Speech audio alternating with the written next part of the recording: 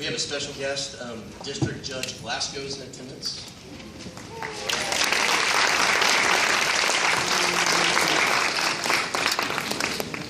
If all of the graduates would please stand.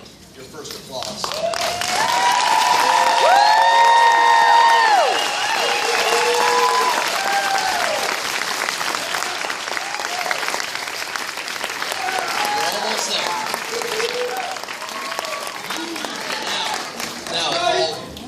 Friends, families, relatives, please stand. Support system.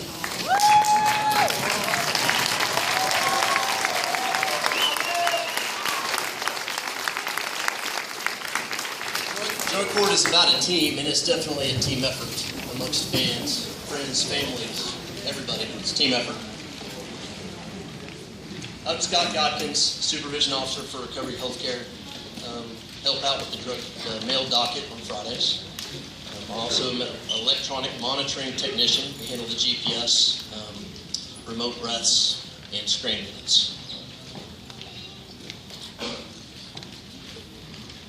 Let's talk about comfort zone. Me getting up here made me think of that for sure. Comfort zone, you guys haven't seen a comfort zone. Maybe it left on mile 1 of your journey, I think, right? It's very tough when the comfort zone is gone and you experience new things. So picture friends and family and guests. Picture yourself in a room, your favorite sofa, your favorite blanket, and if you're me, your favorite cup of coffee. And picture the walls falling down, the couch is gone, the coffee's gone. You got nothing but the cement under your feet. That's what happened to these drug court participants on day 1. They gave it all up. Some by choice, some not by choice, but it was a tough decision. They pled in and they did it.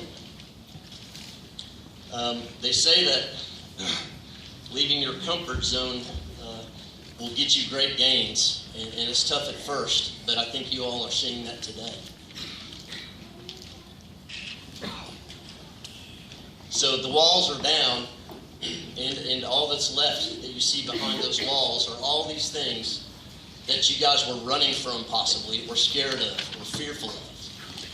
Old costs and fines, old city warrants, drug addiction problem, family issues, housing issues, and welcome to drug court, it's all coming at you at once. Not easy, I'm sure. I think through treatment that you have probably developed some great coping skills, and now you realize that you've developed these skills in your journey, and that it's okay to ask for help. It's okay to be alone.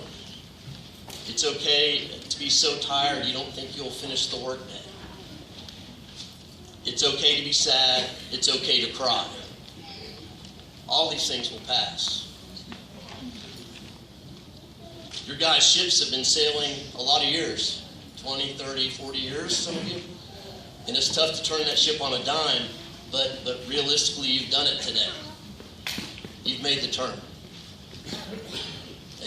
2 years, 3 years seems like a long time when you're in the middle of it, but now look where you are. So my daughters and I were making crepes the other day. Weird that I thought of drug court when we did this, but I did. Because we had never made crepes before, but we had the ingredients. I went to the store, got them, and you know what? We didn't make them perfectly. I don't think we got the sugar totally right, or the milk and flour mixture. But in the end, we got close enough, and we made a heck of a crepe, and they put strawberries and bananas and chocolate and whipped cream on top. And it just made me think that, you know what, you don't have to do it perfectly. Some of you made the perfect one from the get-go. If there's anyone that was sanction-free, raise your hand. That's amazing. That's amazing. And so all of you are graduating, and you've made it. And it wasn't perfect, maybe, but you stayed focused, and with the help of the team, developed the skills, and you're graduating today.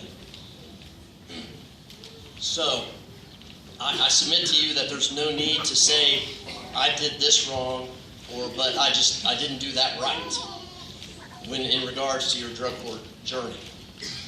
No need to rehash the details now or maybe ever again. It's up to you. For anyone who needs to know, you could just be that guy or gal that's living life, doing the best you can, being the awesome person that you are.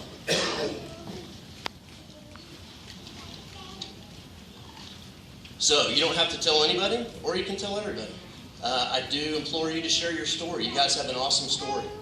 And I know the treatment providers welcome you to share your stories often. So please come back and do that. Keep in mind that no one knew what it was like to be in your shoes when you started.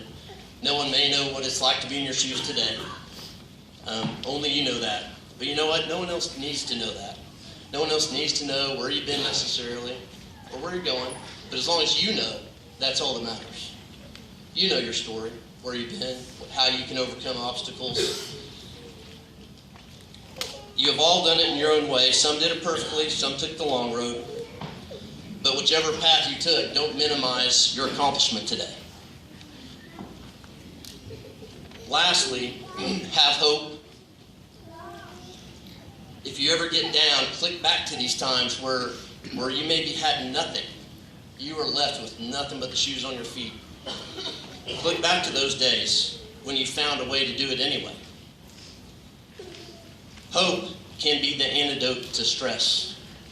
So have hope. Thank you.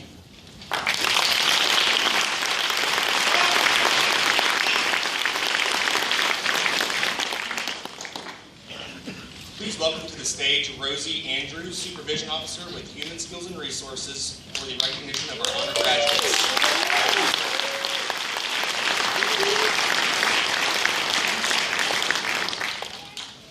Good morning and congratulations to all the graduates this morning. I would like to congratulate all of you and welcome all the members here today. Those that were chosen for honor grads, or those that were chosen to demonstrate the ability to go through the Tulsa County Special Courts program, either sanction-free, which many of you know is easier said than done. You have countless number of trips to Weaver, multiple treatment appointments and supervision appointments, not to mention those late-night home visits. Many of you not only have worked your recovery program, but have helped their fellow peers with transportation, helping with paying for UAs, and helping tutor for GED, and were supported when called upon for encouragement or advice. I would like to thank you for that support of those members who needed that. Sorry. I'm better at one-on-one than I am at public speaking. Anyway, I would like to congratulate you and say continue on your journey. You're much stronger today than you were when you started. And I would like to go ahead and start with our names. Before I call names, I would like to remind everybody, as my phone begins to ring backstage, please turn your cell phones off. That way we do not interrupt. Okay, let's get started. Graduates, when I call your name, if you could just line up in front of the podium and down the stage. Dustin Brown.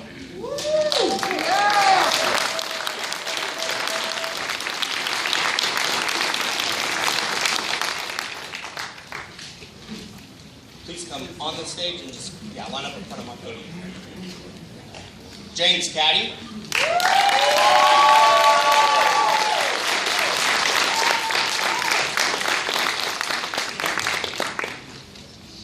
Donald Krotz.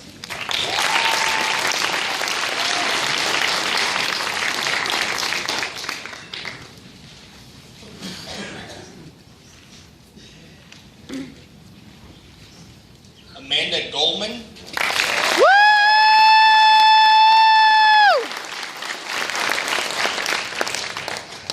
David Green.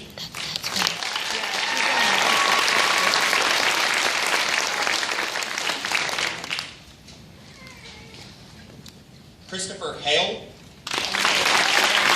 She's the one that did what? Oh, yeah. Ronald Harrison.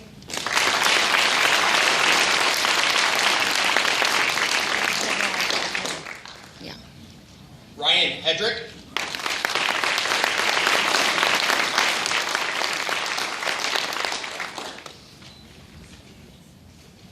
Amanda Jones.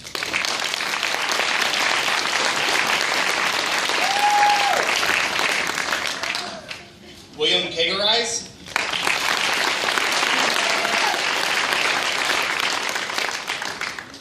Kelly Langrier.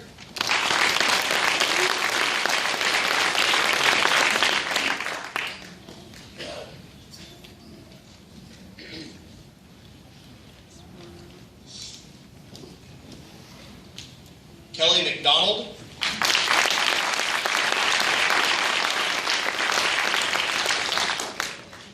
You go ahead and just move down this way. That would be a lot. Thomas Myers.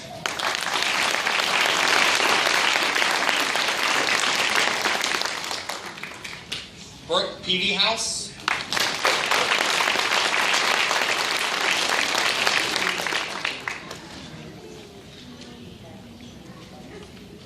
Shannon Pigg.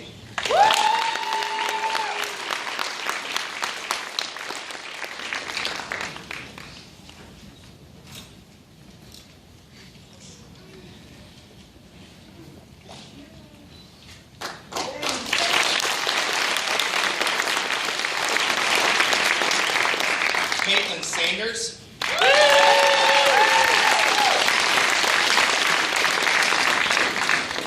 Cody Snodgrass.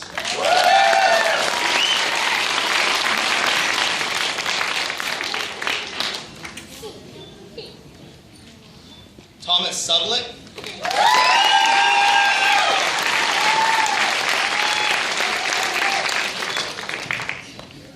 Christopher Sullivan.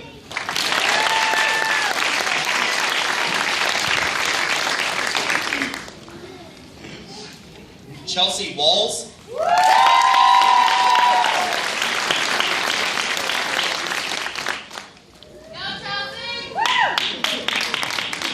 Madison Horton.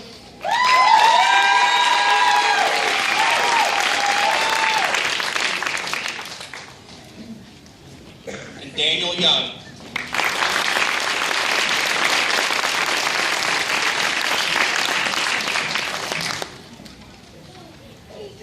Is that everybody on the stage? Let's give everybody one last round of applause.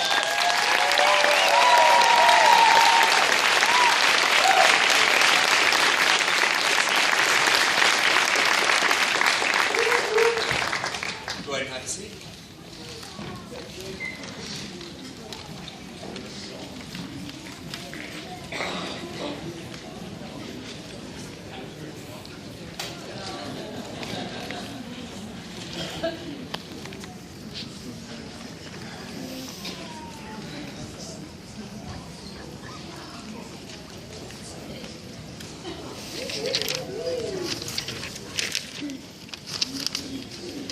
Please welcome to the stage Robin Hicks, therapist for Renaissance Center for Women, for recognition for leadership.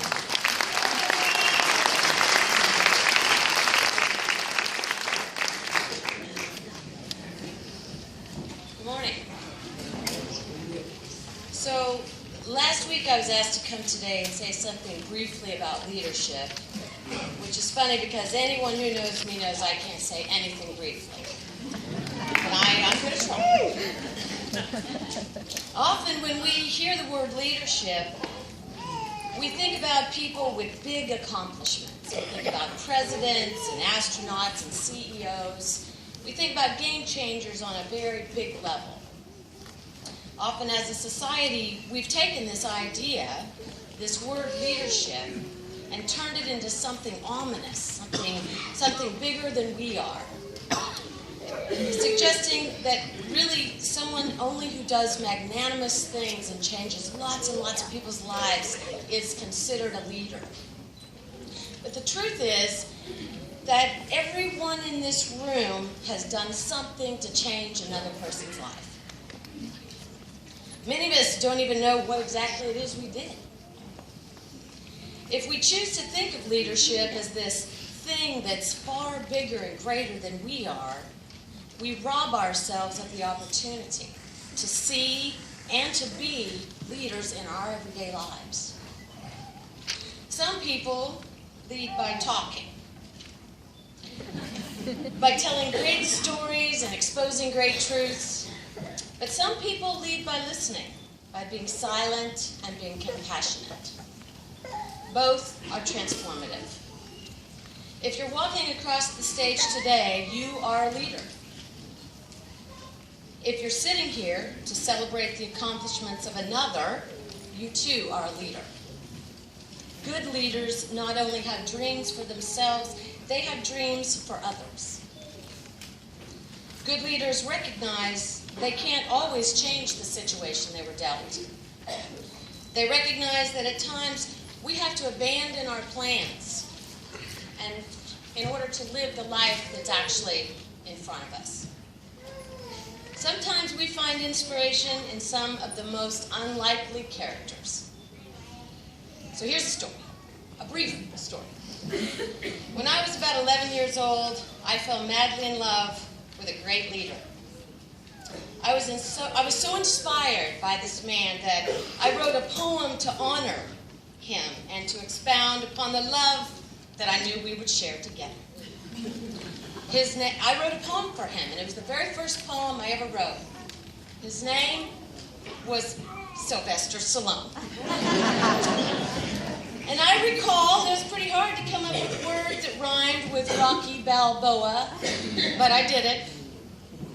So as I was thinking today about what I'd say, considering quoting great philosophers or presidents or religious figures, it seemed only fitting for me to quote my man, Rocky Balboa. So here's something he said in one of his movies. He said, I'm not going to do his accent, but he said, the world ain't all sunshine and rainbows. It ain't about how hard you get hit or how hard you, no, I said it wrong. It ain't about how hard you hit. It's about how hard you get hit and you keep moving forward. Graduates, keep moving forward. You are all leaders. And those here to support them, you are leaders too. The people that are about to come across the stage right now have exemplified great leadership during this program, and we would like to honor them. Thank you.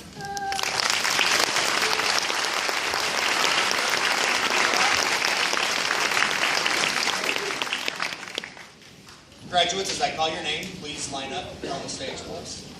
Rochelle Cassidy.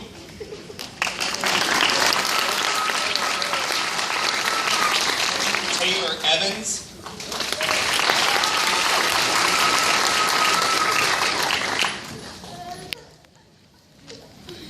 Aaron Freeman.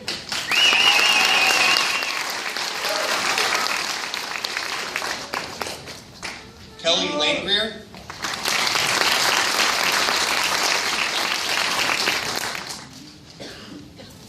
Jerry Moffatt.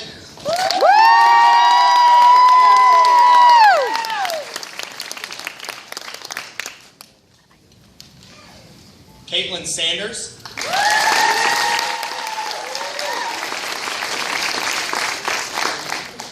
Thomas Sublett.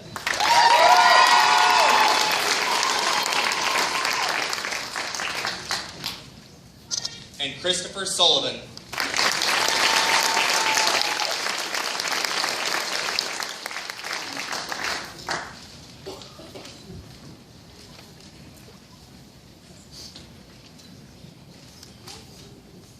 Okay, let's give these graduates a round.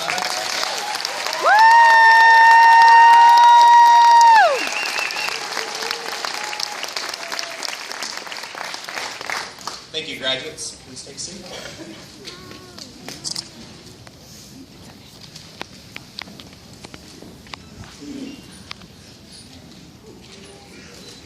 At this time, I would like to call Danya Christensen to the stage. Sorry. And special judge Don for recognition of our Above and Beyond Award. Okay, well, they asked me to be brief, and those of you that know me know I can do that. So, the Above and Beyond award goes to a person or a group of people that have made this program a better program. We yearly go to a national drug court conference, and so we are visiting with other drug courts, and I can honestly tell you this, having seen other drug courts, I know that Tulsa County has the best in the nation. The reason we have the best in the nation is because we are surrounded by fantastic treatment providers, district attorneys, public defenders, and probation officers. I know that most of our graduates and our participants that are here would never have in a million years thought that a probation officer could care about them, would support them. Probably before you came into this program, you thought your probation officer was out to get you. I know that with Danya and with Rosie and our other probation officers that are here, that is not the case.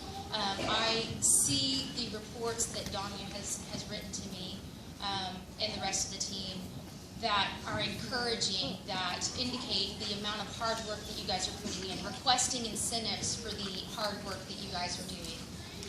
She also puts in the bad stuff, you know, when I'm like, hey, I need a visit and I need it tonight. It was never I can't do that, Judge. It was, I will do it, absolutely. How many home visits do you want me to do tonight? I know that our program is better because you are here. We are truly, truly going to miss you. If you ever want to come back, please do. Call up, we'll take you back. And she's shaking her head yes.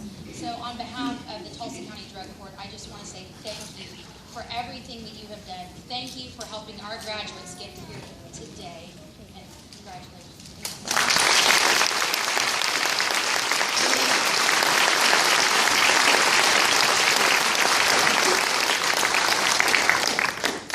Please welcome to the stage Sean Presley, Coordinator for the Courts Programs, and Patricia Callahan, Referral Coordinator for the Courts Programs, for recognition of our outstanding students in education.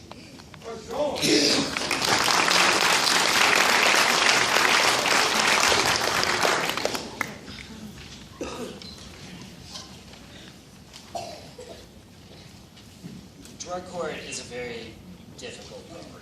I think everybody here, from participants to support systems to the team, realizes it takes a lot of hard work. It's a lot of obligations that we ask. On top of those obligations, everybody else has roles in life that they fulfill. Some to their employers, some to family, some to friends, and most of you at this point have become support systems for other people in the programs. That's a lot to balance. Some of our participants that we're going to honor today took on a whole other role in their life, that of a student. Being a student is not something that's easy to do for most people in high school, people that are 20. It's a whole other ballgame when you're 30, 40, or 50, especially if you haven't had any formal education in 20 years. These students were able to go to work, to go to groups, to hit the lab, make their office visits with probation, navigate the bus system, and still show up at the court's offices to study for 2 to 3 hours. That's a lot to do in and of itself. But it's a whole other courageous thing to actually then schedule the test that they want to take. And let's be frank, to actually go take that test.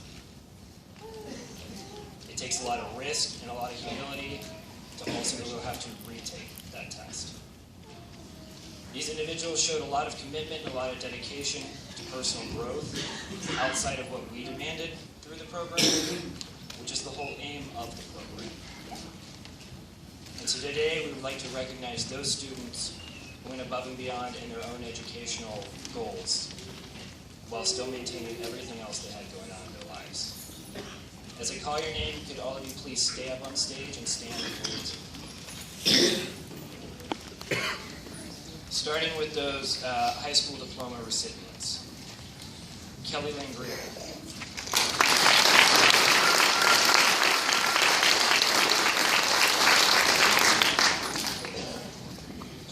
Kevin Schramming.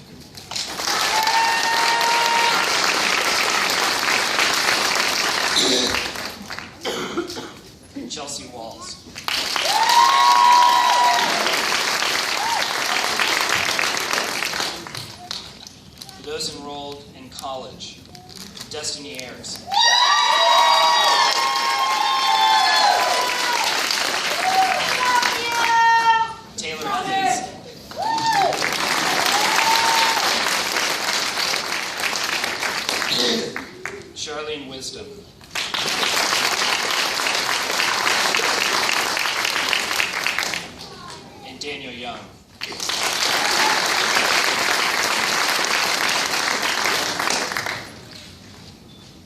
few other students we'd like to recognize for their commitment while in the program. Amanda Goldman.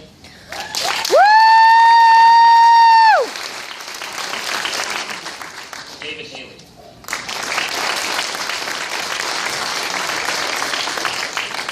Tanya Jones.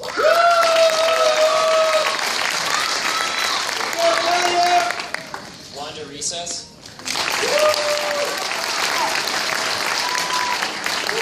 And Jason Walden.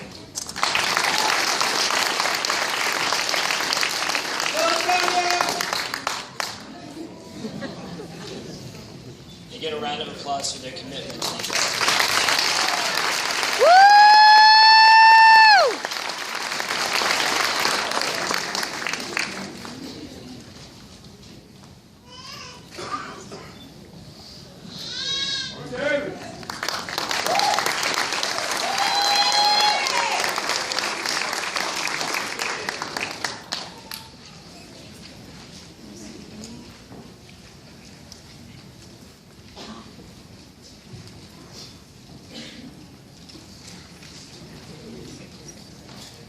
Deborah Young Allen, please join me on the stage.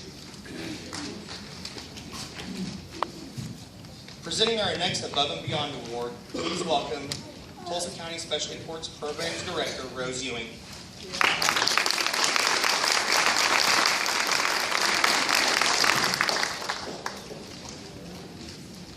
Good morning. Congratulations to all the graduates. You should be so proud of yourself. I feel very fortunate today to be able to present this special recognition to Deborah Young Allen. Those of you that have worked with Deborah know her probably as either the GED lady or the high school lady, or she may have been helping you go on college campus tours, just a variety of aspects that would further your education career. I want to start with just a short quote, and then I want to talk a little bit about the numbers. Those of you that know me know I'm a lady that's all about the numbers, whether it's the stats or a statistical count of how many people we serve. Education is the most powerful weapon which you can use to change the world or yourself. And that's a quote from Nelson Mandela. And I know each and every one of the graduates can relate to being able to change themselves. There's nothing more powerful than education to be a tool to do that. I also would like to just point out that education, the higher the level of education, the less likely people are to get arrested in the future. So there is a direct correlation between higher education and future involvement in the criminal justice system. Now, just a couple of numbers about Deborah. Deborah started in July of 2013 with the courts programs. Those of you that have worked with us for a while know that a number of years ago we embarked on an education program helping people get their high school diploma, getting enrolled in college, technical schools, other certificates to help people not only improve their education, but their lifestyle and their employment. That year we had 44 people receive their high school diploma. That is a very impressive number. Another number that you may not know is that Tulsa County has about 25% of all of the drug court participants in the entire state of Oklahoma. And each and every year we are around 94–95% of the graduates graduate with their high school diploma or an advanced degree beyond that. Deborah also continued with those classes. We ended up developing a whole education and GED program that I know some of you participated in on Tuesday and Thursday evenings to help you get extra tutoring, extra classes to help you pass the GED.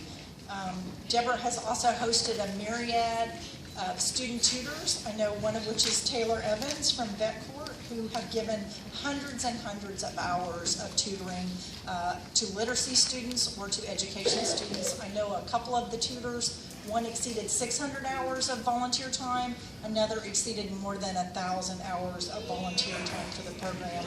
She has also assisted more than 50 graduates with higher ed, like college and vocational schools, over her time with us. And that's everything from helping people fill out the Pell Grant to getting maybe off of academic predation or have some other barrier to college to help them get back into school. And another, just a little tidbit, and this is a large number, Deborah may not even know this herself, but she verified more than 1,000 high school diplomas for our participants. So that's not a small job. We do verify each and every one. And so I would like you all to give Deborah a big round.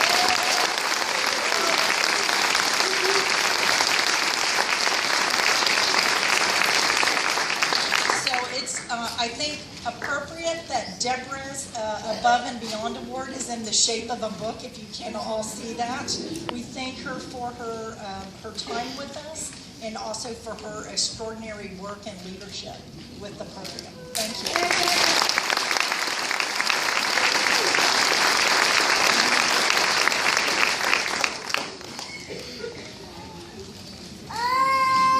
Speaking on behalf of the Veterans Treatment Court graduates, please welcome to the stage James Caddy.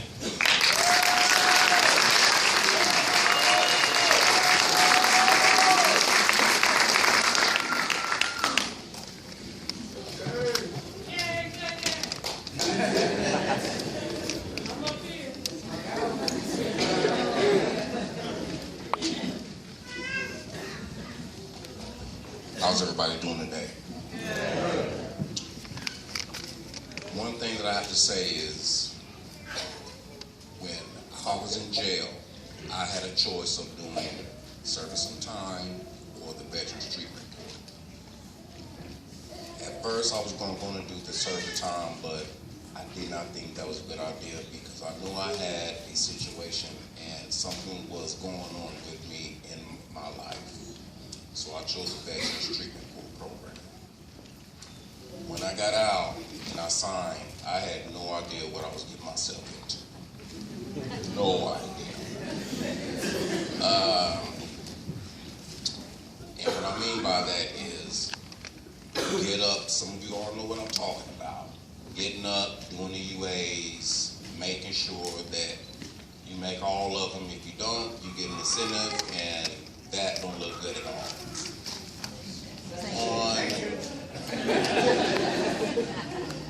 There are times when I'm sleeping and I'm thinking I have a UA and I get on the bus, go down there, and I don't.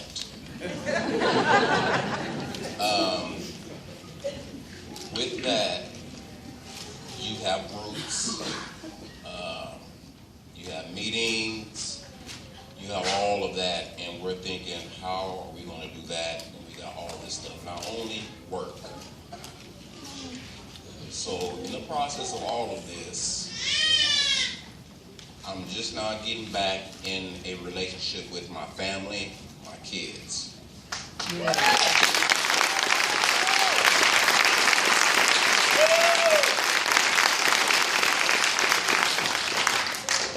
Veterans Treatment Court program is wonderful. I thought it was bull. It was a waste of my time, yada, yada, yada. I was wanting her to get on up out of here and move on.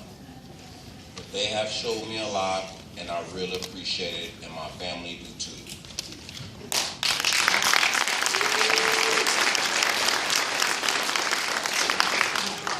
If it wasn't for this Veterans Treatment Court program, I don't know where I would be. As I say to my family, everybody else, things happen for a reason. I'm glad this happened to me.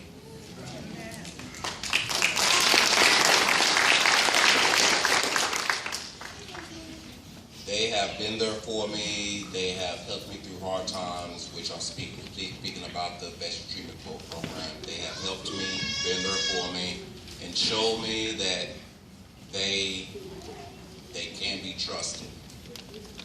That was one of the most bad things about me that I had. Was I had a trust issue. When my father passed away, I thought that was the end of the world. So I thank you in the Veteran Treatment Court people. Also thank you for helping us and getting on the right track. One of the most things that I want to speak about is my mom. Me and her, we have bumped heads before I got to this program. Didn't know who she was, and she didn't know who I was. But she always hung in there for me. My mom is strong. she didn't have to get up and drive me to UAs, and we bumped heads a lot. Along beside that, she has helped me, showed me the way,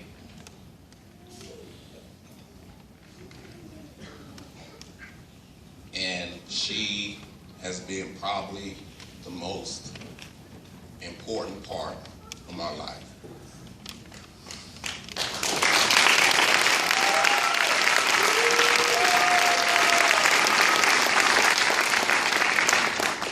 She has explained to me and taught me that money isn't everything. If anybody will be there for you, it is your family. It don't matter who your friends are or how long you have grown up with them. Your family is the most important part of your lives. If everyone could please stand and give my mom, Joyce Phillips, a round of applause.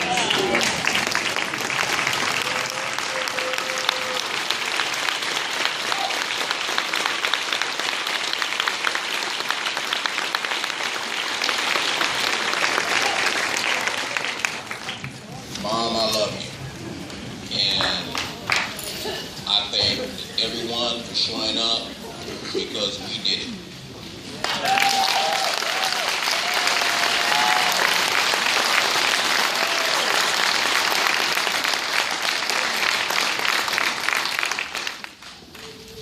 That's a tough one to follow. Please welcome to the stage Aaron Freeman speaking on behalf of the DUI Court graduates.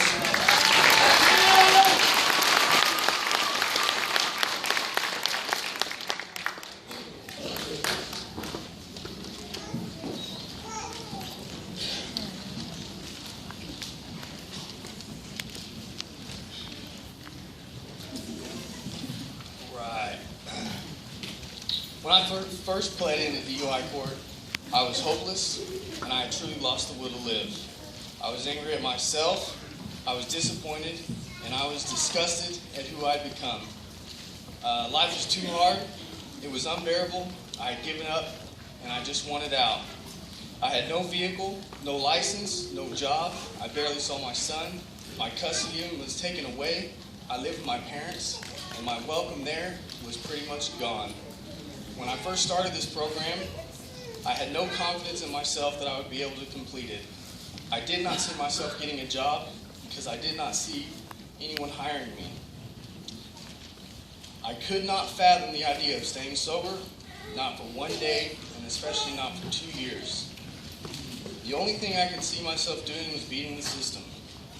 I would do what I had to do to get by so I could use when I'm done. I figured I'd buy a device to help me pass a drug test, or I would just smoke K2 because it couldn't be tested. I was let out of jail on July 3rd, so I didn't have to get my Scram ankle monitor put on until July 5th. So the day I got out, I drank that night. One last time before I would be held accountable for it. I got my ankle monitor put on the 5th, and I checked in with everyone and got all my stuff done, and it was time to start.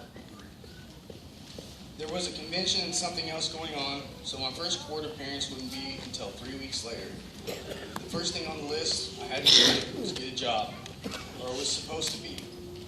I had arranged to get a ride every day into town with my grandfather so I could look for a job. But my first mission was to get drugs, and then I would look for a job after that. And this always took the whole day. I would panhandle every day. I would get a ride and I would panhandle every day until I got the money to buy drugs. And then I would smoke, and then I would get high, and I was incapable of getting a job. And that always took every day, the whole day. And I did that for 3 weeks. I missed several drug tests, counseling sessions, an appointment with my PO. I was not doing anything right, So when I went to court on my first court appearance, they placed the cuffs on me, put me back in jail with a $250,000 bond, and had me on an oral motion to terminate me from the program. They gave me another chance and sent me to rehab at 12 and 12, which is where the true turning point for me happened. I was working on step 1, being honest, and every day at 12 and 12 we had to fill out a question sheet. And the first question on there was, have you used today? After 5 days in, I used, and I answered that question, yes. I decided that if I was going to make it, I had to be honest with myself. The entire staff had to sit down with me. I knew before I said yes to that question there was a chance that I would be kicked out of that program. And if I got kicked out of that program, I would go to prison.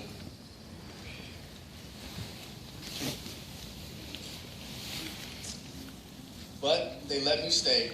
After the meeting, they decided that I could make it through the program. I went through 12 and 12 from that day on with an open mind, and I had to continue to have one through this entire program. I chose to believe in what my counselors were telling me. I believed they knew better than I. I remember when I first met Lawrence, he asked me if I was a criminal, and I told him no, I've just messed up a couple of times. He said to me, well, have you stolen before? Have you stolen from your parents? Do you drink and drive? Do you use illegal drugs? And I said, yes. And he said, well, then Aaron, you're a criminal. And he helped me see the reality of the way I was living and the lies I had convinced myself of. I took Lawrence in this program very serious. I took everything that he and his entire staff said serious. I believed them, I listened to them, and I chose to let them help me. I decided that the way of my thinking had me prison bound and ruining every relationship in my life. All of my friends, all of my family, my co-workers, everyone. I needed to change, and I needed them to help me change. They taught me so much. They helped me get my life back. When I first set out to get a job, I had my scram on, no confidence, and was very nervous. I really struggled at first, but I learned from every interview. Rosie and Jennifer were right behind me, giving me leads and keeping my head up. I finally landed a job as a host for $8 an hour.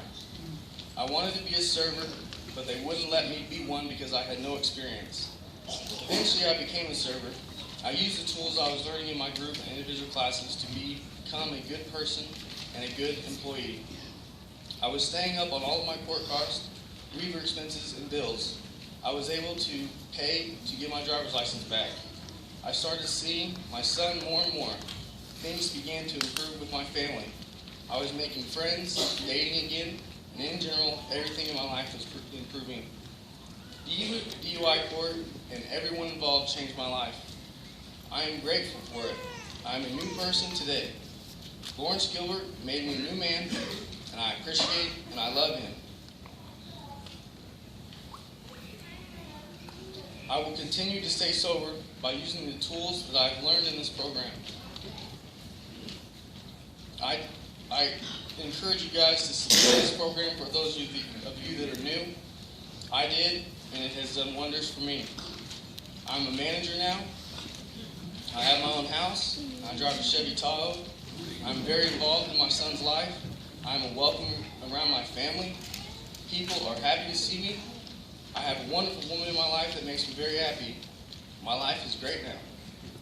And with the help of this program, yours can be too. Just listen to them, believe them, and trust them. They are here to help you, and they will if you let them. Thank you guys so much. I wish you all the best.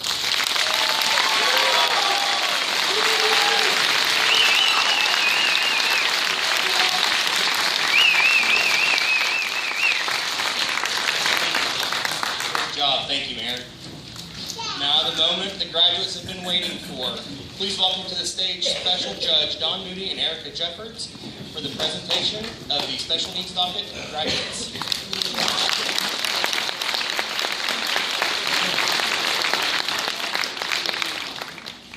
Graduates, when I call your name, once you receive your certificate, you may take your seat.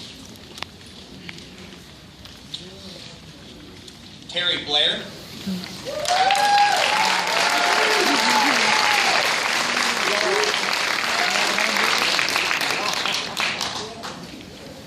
Oh, now I gotta do the freaking. Now I gotta do the screen. His dad's picture will be at the. Michelle Cassidy.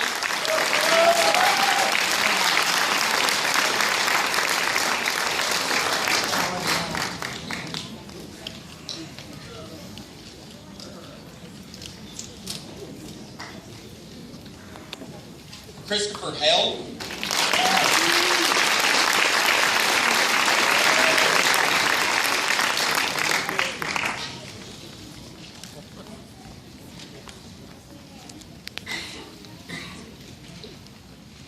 Shannon Pig.